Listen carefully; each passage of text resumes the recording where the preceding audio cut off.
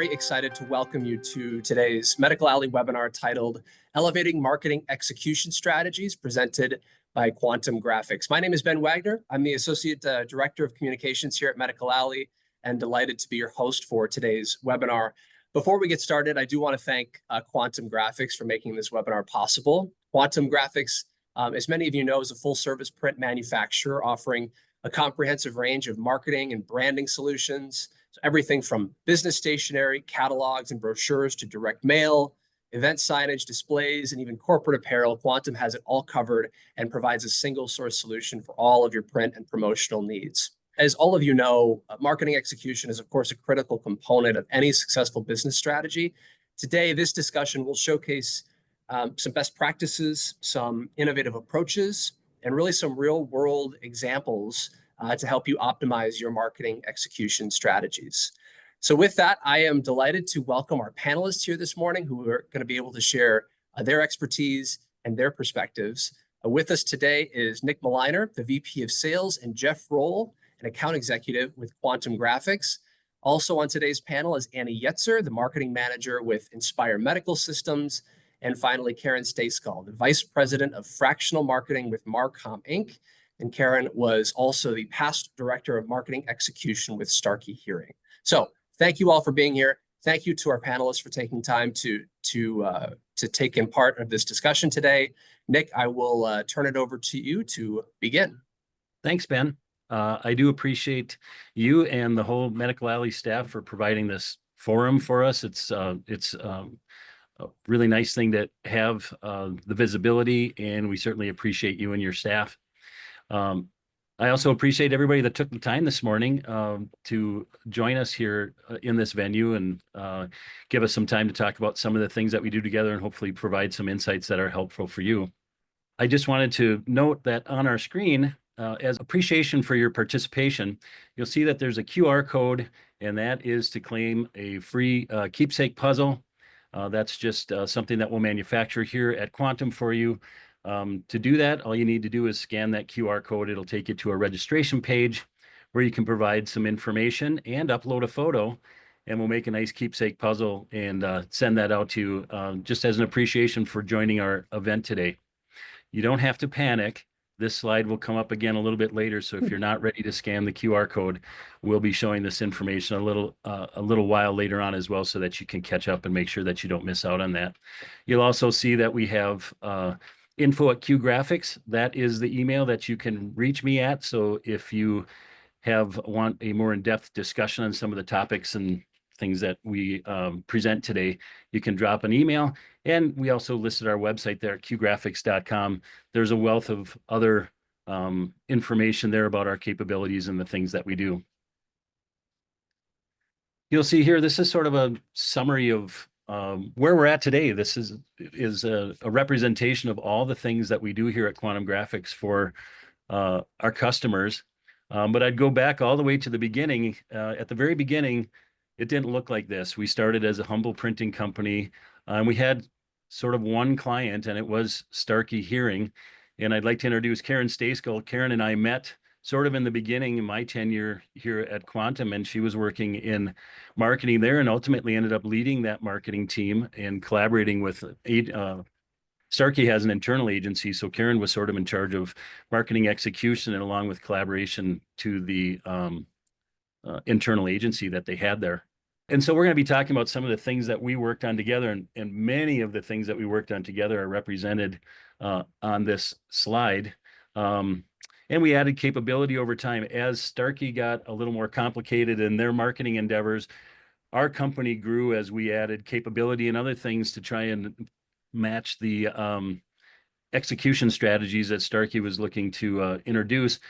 And one of the things that Karen and I found as we were discussing almost everything that we do together, that there's certain things that are key drivers in the tasks at hand of marketing execution, and that would be scope. We kind of need to understand what we're looking to accomplish. Then there's the timing. How much time do we have to get the project done? And then, of course, there's always the money part of that, and what's the budget. And so with all of you that would be looking to do these sorts of things, these are sort of the questions that Karen and I would always start at the table with to try and understand scope. And then, of course, from the quantum side, we're going to try and match execution tactics, machines and other things that would allow us to get things done on time, within scope, and on budget. But of course, there's a lot of things that are upstream from that. And Karen is one of the best collaborators I've ever worked with in managing her team and how that team would interact with the quantum team. I think something to note there too is obviously at the beginning of every product launch, you you think you know what's in scope.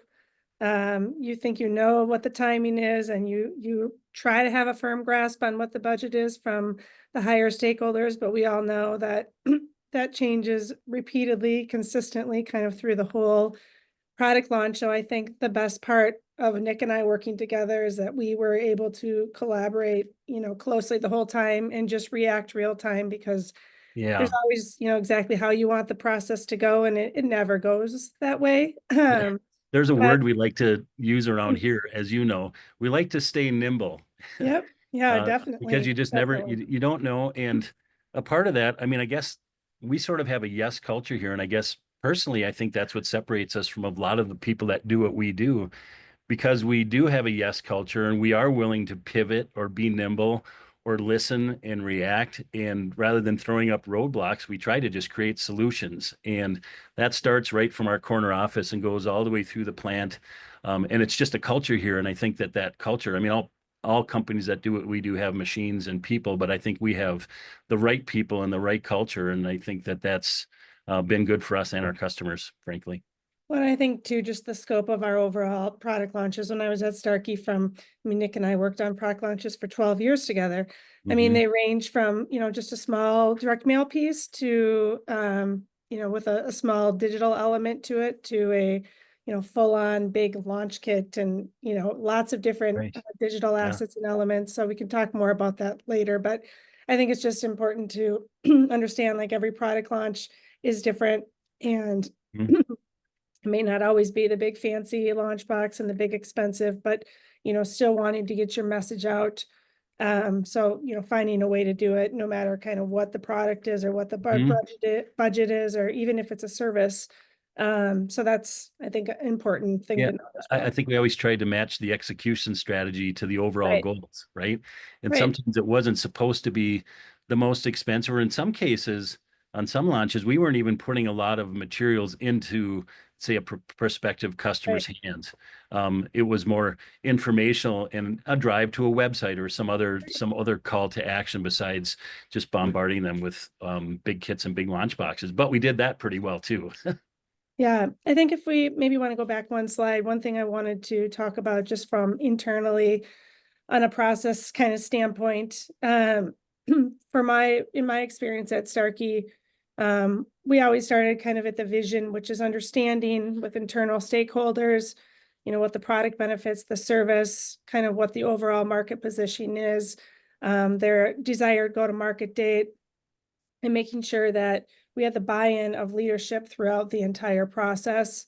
And we were communicating to all the different audiences. We had different, whether it was domestic, international, different brands, we always had different people that we were marketing to, and those people would have different messaging, and sometimes even different pricing on products. So, it was important in the planning stage that we were working really closely with product development and understanding everything we needed to know to be able to write a creative brief, to be able to create a messaging hierarchy. And once we kind of got the good start on that, I would immediately bring Quantum in, tell them what the launch was, what we were bringing to market, talk about some of our initial deliverables. And as those deliverables got totally fleshed out, we would have like a print deliverable list, and we have a digital asset list. And Nick would always be in the loop throughout the entire thing, making sure he understood what it was, brochures or collateral for professionals or for patients, if it was point of sale displays, all the different elements, so that he could kind of get his head around what's coming, when it's coming. And then we would have a great conversation of, if there's 15 versions of this operation manual, let's make sure that we're getting this to print. And we would talk about the right dates to make sure that we could get everything in the queue at the right time. Well, and of course, Karen and I were you know, you and I were collaborating, but you had a whole village that you were trying to orchestrate. And of course, I had a whole village at Quantum that I was trying to orchestrate. But I think that that collaboration and communication is what really brought that all together to accomplish some of the things that you'll see on screen here, because some of these things are fairly complicated executions that had literature and electronic assets and might have models or replica hearing devices displayed a lot of different ways. And we had a reveal factor to some of these things that we wanted to sort of tell a story in a way that they saw one thing before they saw the next thing. And it sort of created a continuum. You can see on the right, multiple brands, a single common form factor representing multiple brands. These were some of the challenges that we really had to, particularly to bring things in budget and on time, would be to consider some of those factors and have good designs and good execution strategies to accomplish those things. And I think another thing to note too internally, and we had a whole process with our regulatory and compliance teams, since it's obviously medical related, and that was always a process that they had to be involved throughout. And we had lots of edits and revisions just from the compliance and legal and regulatory team, but we reacted as needed. And ton of stakeholders. Yeah, Yep, a lot of stakeholders. Here's one example. I just wanted to share this. This is one of our largest, kind of most cool, innovative launch boxes that we did with Quantum. So we were launching a new product, and at the same time, it was launching a new app. So now there's more apps for everything, but at the time there wasn't as many hearing related apps. So we wanted to come to market with something that was really cool, innovative, something they hadn't seen, but also would look like how the app would look when they downloaded the app. So there would be some, correlation, some recognition there. And we also wanted them to be able to use this as a point of sale display. You can, it would light up as you pulled the sleeve off, but you could also, turn it on and off and use it as a display in your office. And I feel like this one was just, kind of one of the craziest ideas. It was like all the other structures that we just showed, because there was literature in there, there was electronic assets, there was some replica product, but of course it was the POS display, and we had to create a lighting source and a power source and a circuit board and all kinds of different things. Doesn't really look like a printing company, but these are the sorts of things that we get involved with. And you guys sort of brought it to the table. And I think the dwell time between our conversation started in May probably. And I think we had deliverable product by the end of August. So there was a lot of very fast research and development that went into this. And I guess, of course, we do a lot of things that are much more baseline than this, but we like to show you the really fun, cool, fancy stuff, because that was really sort of a feather in our cap. And I think it was well received within the to your customers. Yes, I agree. We actually had several requests for them going forward. So it was a great execution. Well, awesome. Well, in a vein to show other cool launch boxes and other things for marketing execution, I'm going to turn it over to Jeff Roll and Annie, and they're going to talk about some of the things that they've worked on together as well. Thanks, Nick and Karen. Yeah, so I had the pleasure of meeting Annie about over 8 years ago at Boston Scientific, and Annie worked in the cardiology division of Boston Scientific.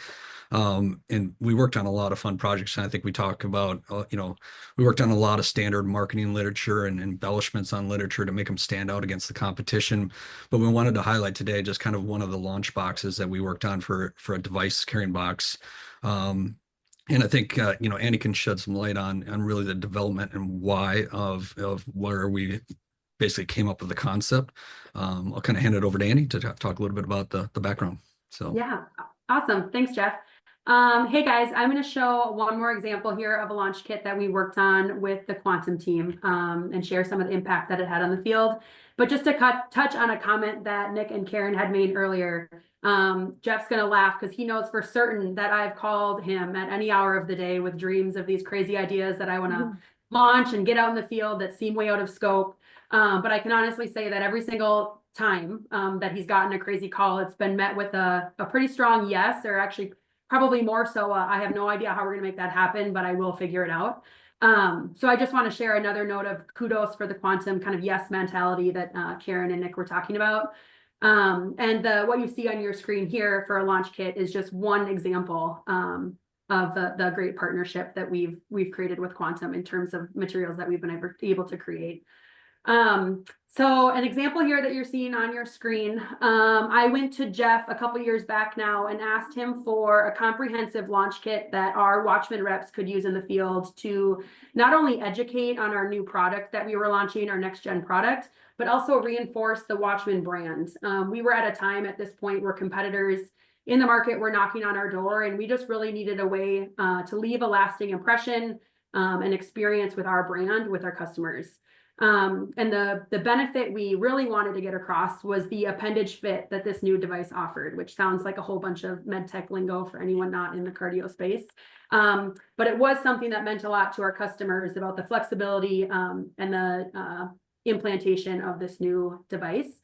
So working with Jeff, we came up with a design for a lenticular model that you see in the video that shows how the implantation flexes, the device flexes with the implantation to match the appendage shape. So it's exactly what we knew our customers were looking for in our next gen. And this this launch kit did an excellent job of just bringing that to the forefront, I think. So just some quick hits on the result of this kit. It was sent to, I think, like 500 reps globally. I also ended up calling Jeff, I think the week later, ordering 300 more, because I'm sure most people on this call know you never order enough of these fancy kits the first go around. I might have joked with you on that, Annie, right? So I said, maybe we should do more right away. And you're like, nah, well, it's not in scope right now in budget, but the next week we ordered more. So yeah. Exactly. But yeah, I would say this for sure assisted in a pretty immediate understanding of the device function, what we were offering with this next generation device, and did a great job of just reinforcing Watchman excellence and brand excellence exactly when we needed to, ahead of competition coming on the market. So after about 4 years at Boston, I shifted over to Inspire, which for anyone who might not be aware of what Inspire is, we are an implant alternative to treat obstructive sleep apnea for those that can't tolerate CPAP. And as a newer company in medtech, I came on board to kick off kind of national patient education and nurturing strategies, and really start to develop or reinforce again, just really strong content and consistent branding across the globe. So one of the first things I noticed when I walked in was the current state of our partnerships and materials, things that are super integral in making sure that our brand and customer experience is super consistent across the board. Just a couple things that I noticed. I would say we had multiple vendors for print and fulfillment. Every department was using a different channel to print their resources, which caused a whole bunch of inconsistencies in print materials, in coloring, really diminishing just the brand strength that we were trying to build up. Our field ordering system was kind of a mess. It was password locked, and anyone on this call knows that asking a sales rep to remember a password is the worst thing you could probably do to a sales rep. We had minimal reporting, so we didn't really know what was working well, what wasn't working well, what was being used. We were always behind on inventory, and we had a lot of in-house responsibility just to manage the day-to-day issues and maintenance of the site. So I knew these were all things that Quantum was an expert at. We had Quantum managing our sales portal as well at Boston when I was there. So I called Jeff up and asked him to come on board and help me clean things up. So what you're seeing on the slide now is the first thing that we tackled, and that was a new field-facing portal for marketing and training materials for our global customers and accounts. A couple things that I went to Jeff asking for was we really need just an overall enhanced user experience. A non-negotiable is that we need a single sign-on enhancement to kind of change the game for reps, give them access to the materials, don't make them remember a password. Better organization for materials. There's a lot on our portal. We have a couple different customer types, so I just really wanted it to be super visual and clear which materials were intended for which customers, so sales reps could go on there pretty seamlessly and order. We wanted to provide some custom ordering instructions so reps knew exactly what different materials were intended to be used for, easy to access for reps. And then a really important part of it for us was just reporting and proactive inventory management. We did not have time in-house to be in the weeds on the portal and understanding when things were running low or when we needed to reprint or what the hot ticket items were. So Quantum has done a really awesome job in making sure that we stay ahead of the ball in terms of making sure our inventory is always up to par. And then And I I know think, go ahead. well, I think part of it was the implementation, right? And so Annie talked about the deliverables and the must-haves. And I think when you talk about single sign-on and logins, we all have so many usernames and passwords, and I think it's a fairly simple process. And we help to basically tie in with their IT group. And I think in the implementing of the system, really is understanding how can we improve? And so really kind of understanding a lot of the ins and outs and what isn't working and what is working. I think it's a great time when you're implementing also to look at your inventory strategies. I think in regards to should things be print on demand? Should we be storing these items? How frequently are they changing? So we work through a lot of those steps. Cleaned up a lot of obsolescence of materials that are been sitting in the warehouse that aren't being used. So we basically work through a lot of various steps through the implementation process. Here we're kind of showing a view of our warehouse. You will see kind of pick locations, and we also have pallet locations, bigger locations. Basically today at Quantum, we're across all of our clients, we have a 99.6% order accuracy. We have a double verification process. So one person picks, the other person double checks it, making sure items are being picked correctly. A lot of our standard orders, orders in by noon, ship the same day. So I think it's a fast service to get out to the teams and the sales reps and those folks. We're processing over 10,000 orders a month. And a lot of that we mentioned on print on demand. We were kind of showing on the screen there with the portal, fully personalized. You can do, personalized mailers, variable data. So we've actually integrated all of our digital capabilities within our warehouse. So we're actually doing print on demand and warehouse orders together. Through the portal technologies today, we are supporting over 15,000 products, 29,000 users. And we also integrate with a lot of customers' order management systems. So we have a lot of capabilities to integrate, whether it's Salesforce or different items that you're using from a CRM.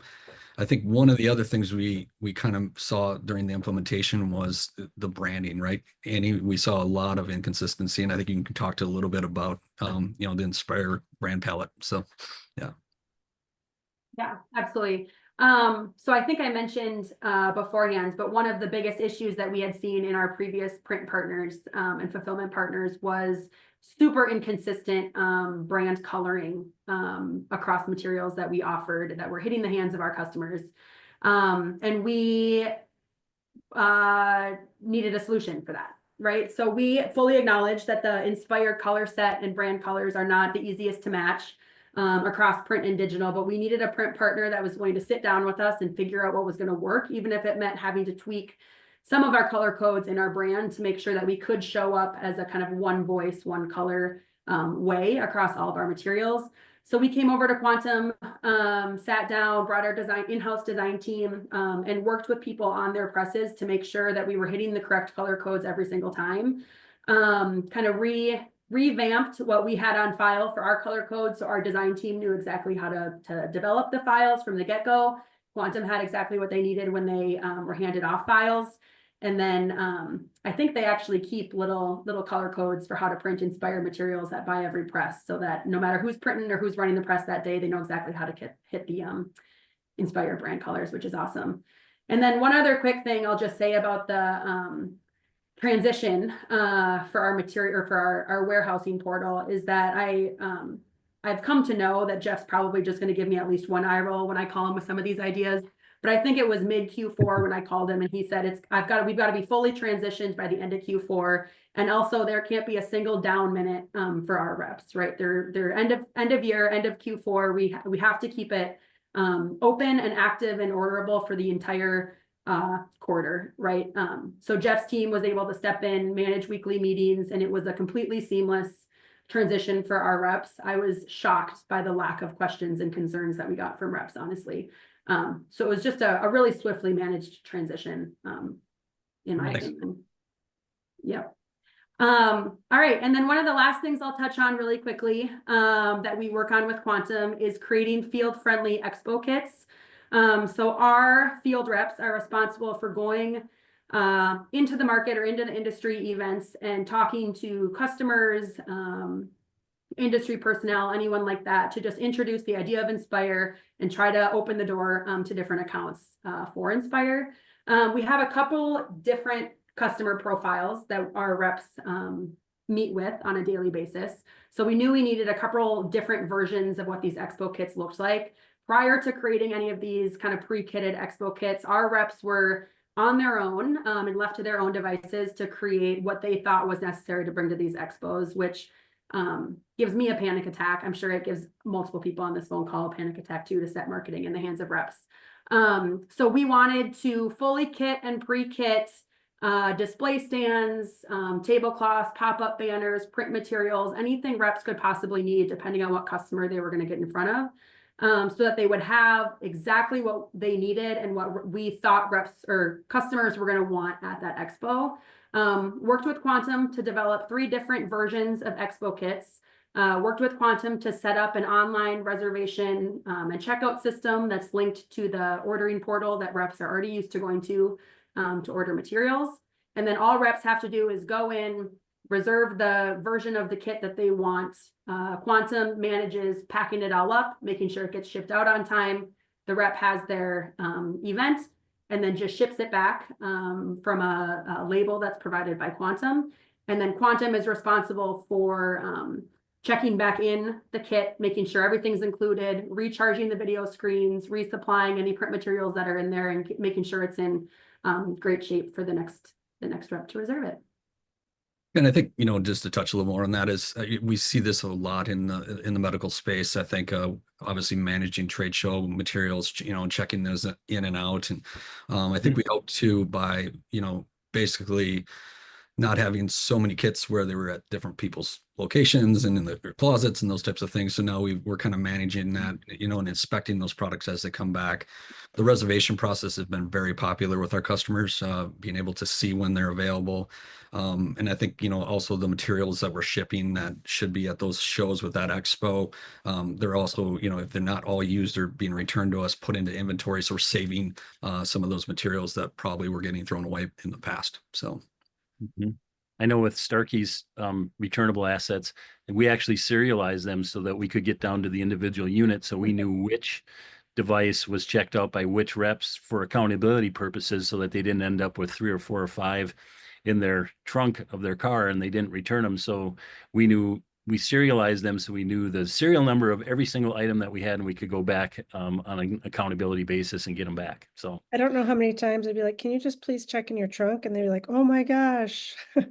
Oh, I still have that. it was easier to get them back than to do 5 on a rush to manufacture them brand new. Yes, We always did what we had to. So right. anyway.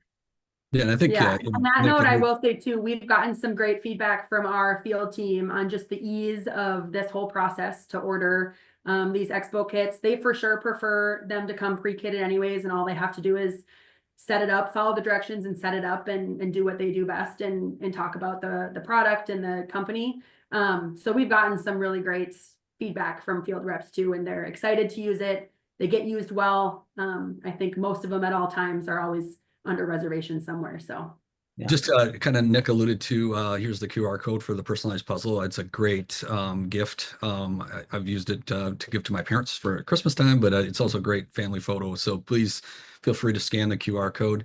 You also, if you want additional information about quantum graphics, the info@qgraphics.com. Please reach out. We'd love to talk to you about projects. And again, additional information about quantum at qgraphics.com. So now we're going to kind of turn it back over to Ben for any questions. Thank you, Jeff, and thank you to all of our panelists really for that discussion. I think that was really a great look into the process and how Quantum does things here too. So we do have time here for some questions from our attendees. So there's a Q&A function there at the bottom of your screen. If you pop that up, you can put a question into the chat there, and then we can get those asked to our panelists here too. But I also wanted to, while we have a moment here, to ask our attendees a question. And so there's a poll question now up on your screen, which reads, what's the most critical marketing element in your product launch strategy? and we've got some options there too. So I would love to hear from some of our audience here as well as we ask our first question here to our panelists, which is, I would love to hear a little bit more about Quantum's ability to offer apparel or promotional materials. I think I wonder if maybe Nick or Jeff could touch on that while the poll question's being answered here. Yeah, you bet. We didn't mention a lot of the promotional product side of our business, but it is a large piece of our business. We support a lot of our customers with both literature and apparel.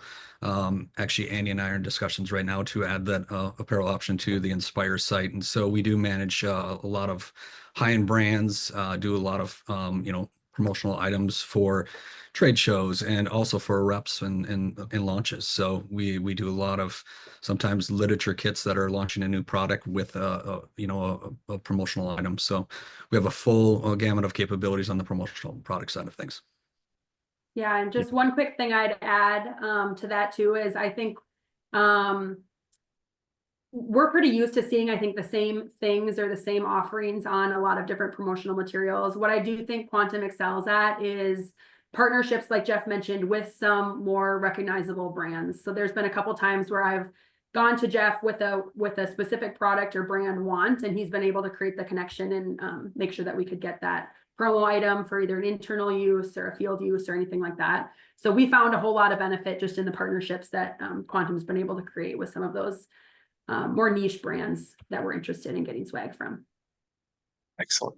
Great. I wonder if we've ended the poll here, and I wonder if we could get maybe just a bit of reaction here to the question. So it looks like fairly close split between sales enablement and training kits and literature and educational materials as the most critical elements in a product launch strategy. I wonder if I could just kind of get your thoughts on the results there.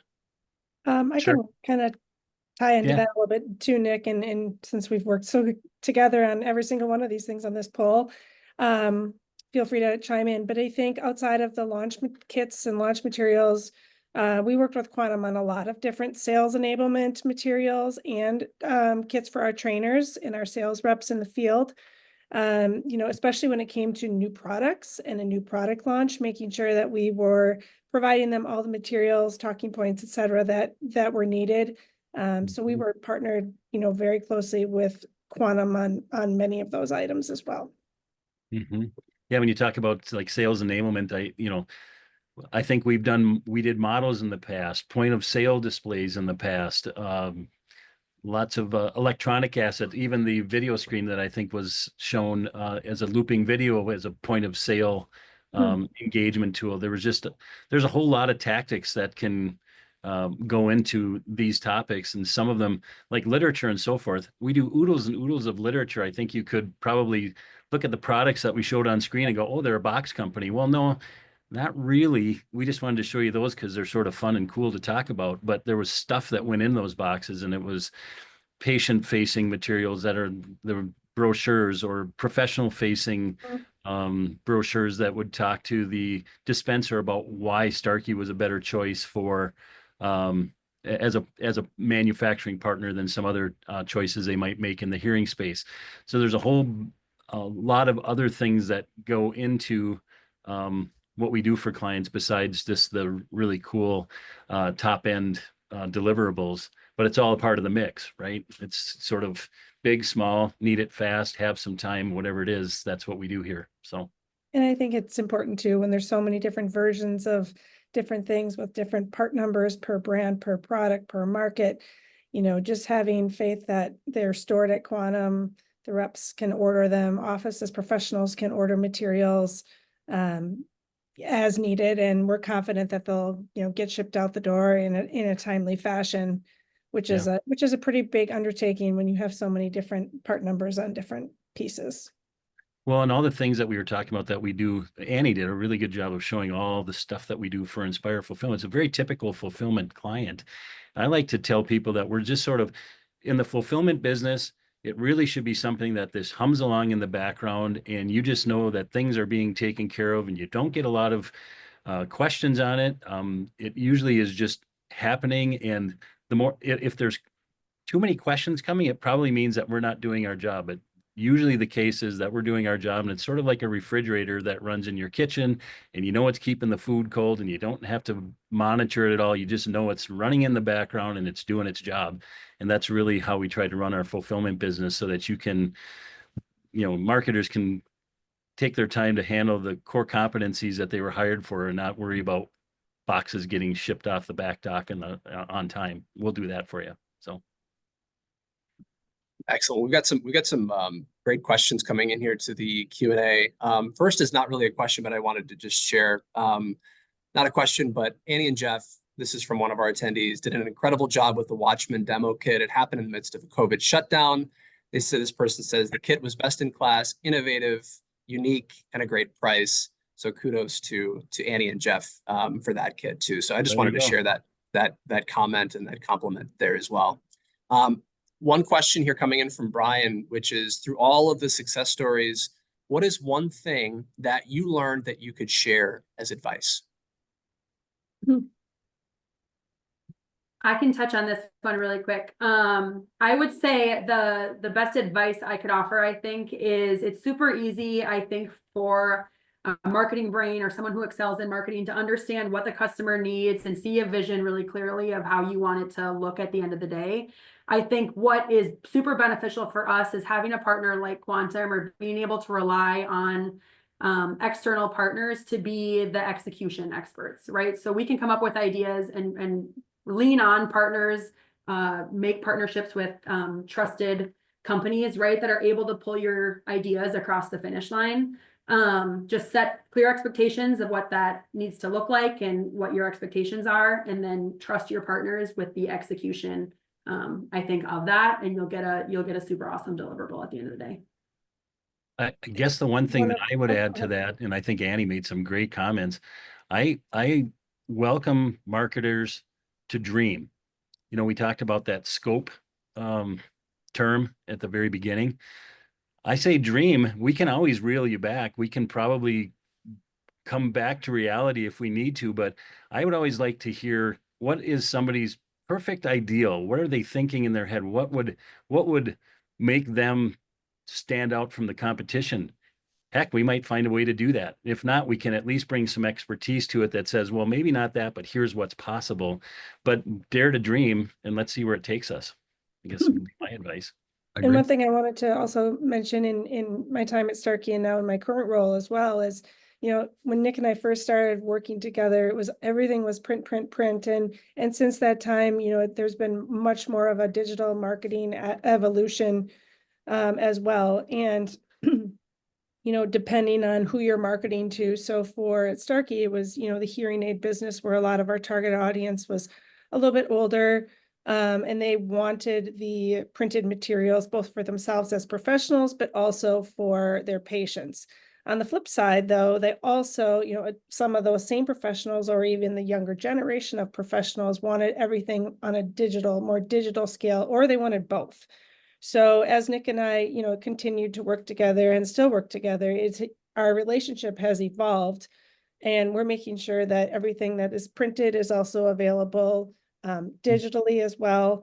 And, sometimes we would send USBs that included software on them, because a lot of our professionals didn't like downloading an app with the software. So we would include a USB, or, back in the day, a disk that would have the software on them. So I think it's just important to note, obviously depends on the audience, but it also, things are changing from print to digital. And now there was such a big digital push for so long. And now I think it's coming back a little bit, because people want to stand out. What can I do to stand out? My customers get so many emails. My customers, have so many apps. They have so many websites that they're looking at daily. I want to do something that's going to make me stand out. So I feel like it's starting to come back a little bit. And now it's a dual effort, I would say. Print is retro now. Who knew? Right. Next question here, Annie, I'll toss this to you, which is, with Inspire growing as fast as you are, how important is scalability for your marketing partner?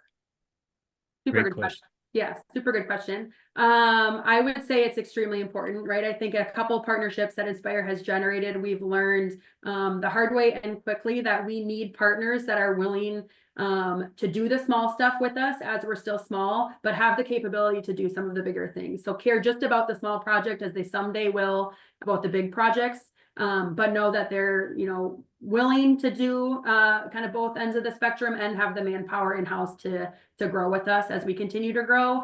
I will say one of the biggest things that we've leveraged Quantum for is just how we've scaled globally. So when we first started, we were really domestic in the US and just shipping nationally. But now it's every month we're kind of growing globally and making sure that we can offer the same assets across the board for print materials, for apparel materials, for promo materials, making sure we have a really consistent and trackable way so that we know the correct products, the approved materials are getting to the right places and the right people across the globe is something that's been super, super important to us. And knowing that Quantum or partners like Quantum have it figured out, they're not having to recreate the wheel every time we ask them a question.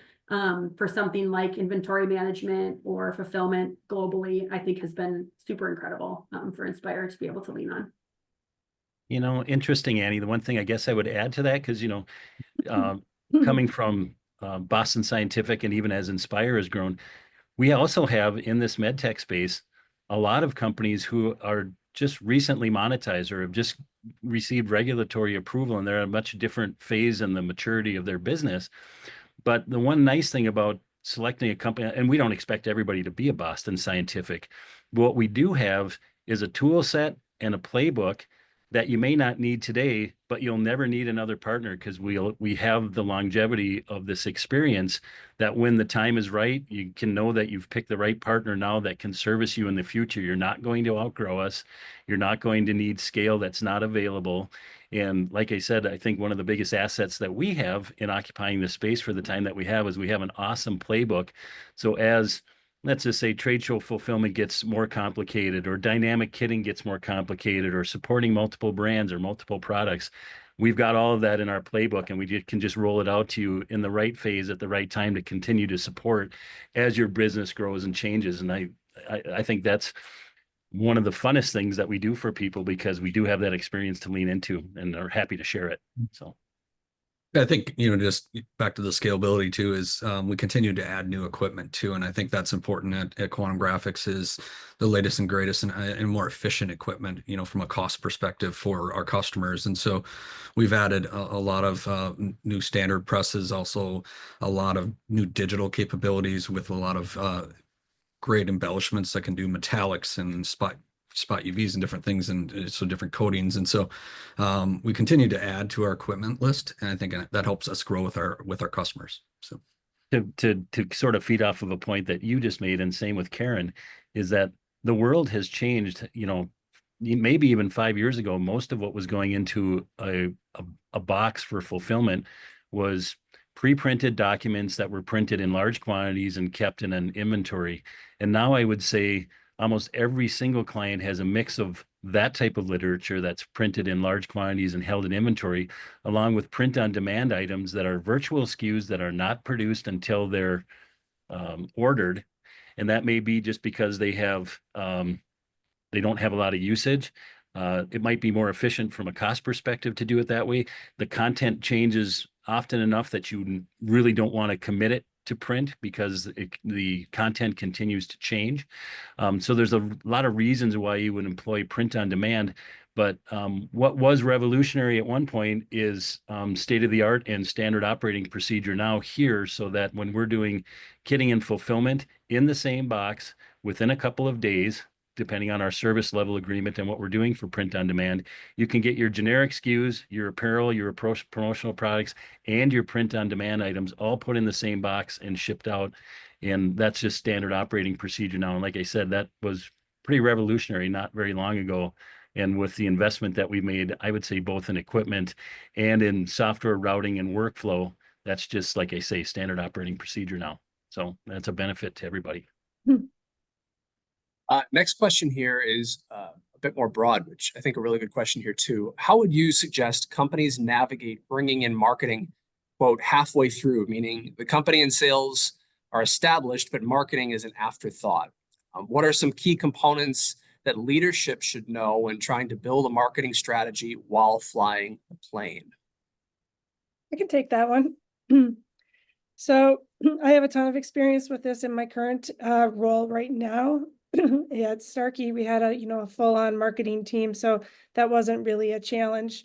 In my current role, I work with a lot of very small companies and startup companies, and Nick and I have collaborated on many of these as well. And most of them have not a marketing team at all, or they have one marketing person, or they have a person that's trying to act as the marketing person. And so I've come into a lot of those different companies and just educated them on, the importance of marketing, understanding what their budgets are, and being able to, make a recommendation on how to move forward based on the budget, based on their audience, based on obviously several different factors. But I think, working with having Quantum on a side as a partner on a print side, and then just having an understanding of the digital marketing trends and the assets, it's a true collaboration. But I think it's more about, if you don't have somebody like that, working, trying to find somebody or having somebody freelance just to come in from an educational standpoint to try to talk to sales, talk to leadership about the importance of it.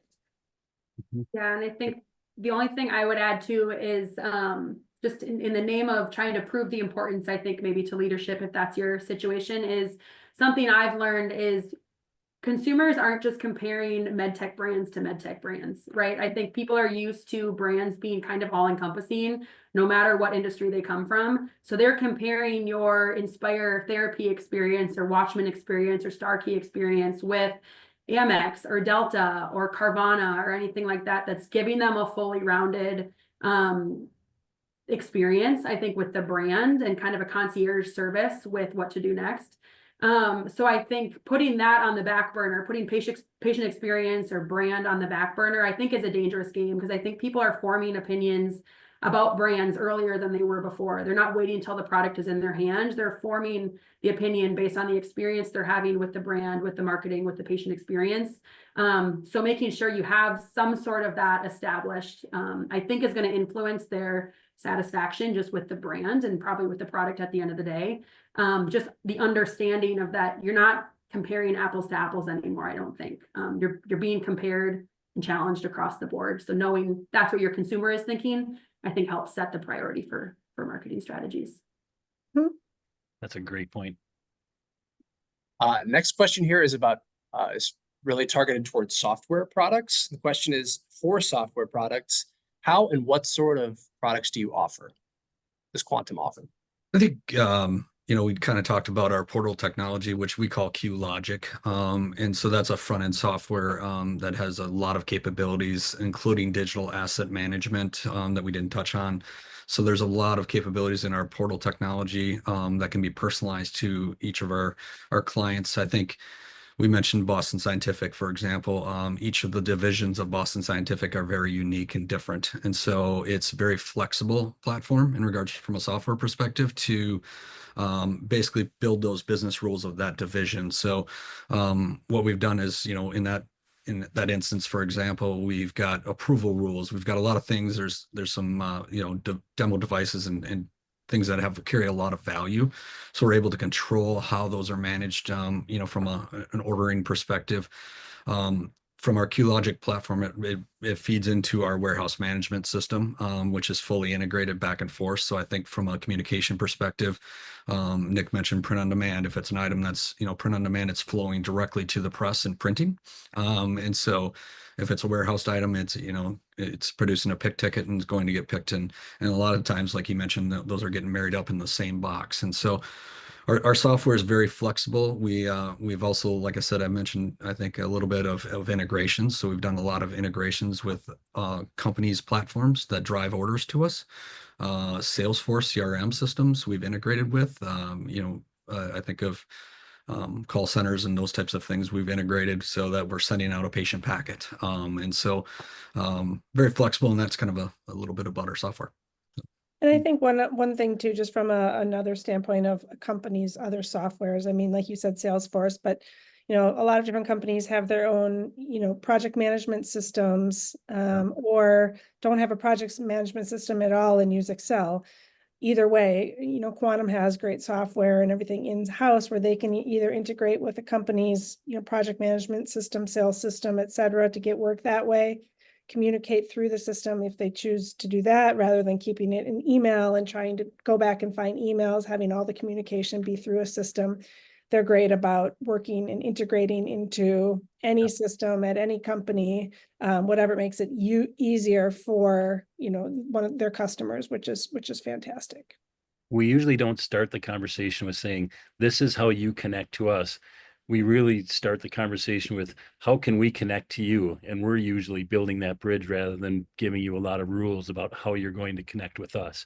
And of course, that's a collaboration, because with security concerns and other things, now there's lots of stakeholders on the client side, but we're very used to having to construct that bridge so that you can accomplish what you're trying to accomplish with software connections.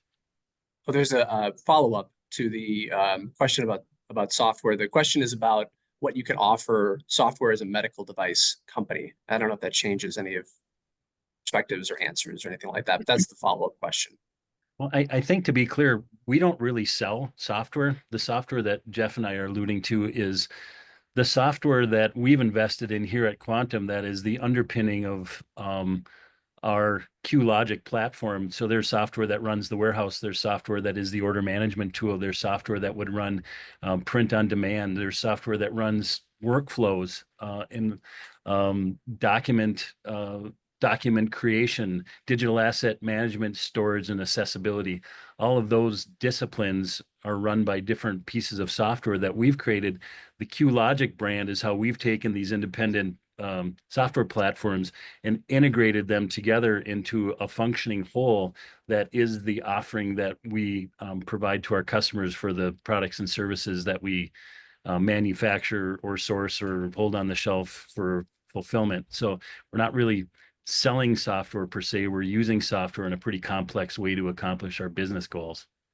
I really want to thank everybody who has attended, for being here, for taking an active part of your morning to listen to this discussion, and then also to thank all of our panelists for sharing their expertise and their insights today. Karen, Nick, Annie, Jeff, it's been a pleasure having you as part of this discussion. Thank you for also taking your time. But finally, thank you to Quantum Graphics. We really appreciate this partnership.